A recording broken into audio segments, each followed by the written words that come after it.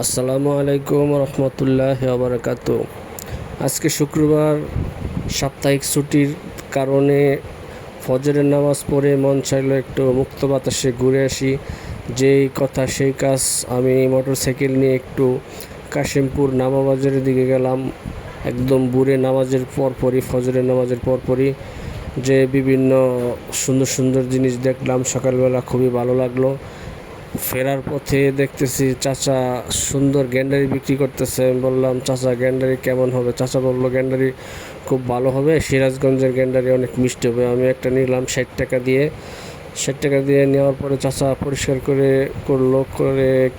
টুকরা টুকরা করে দিল। আমি এক টুকরা নিলাম, খেয়ে দেখি আসলে চাচার কথা ঠিক নাই, মিষ্টি নাই, একদম মিষ্টি কম। যাই হোক, যেহেতু কিনে ফেলছি, পুরা মানুষ, চাচা মানুষ, বইলা ফেলাইছে মিষ্টি না, তারপরে বললো মিষ্টি। যাই হোক, কিছুই করার নাই। অসংখ্য ধন্যবাদ।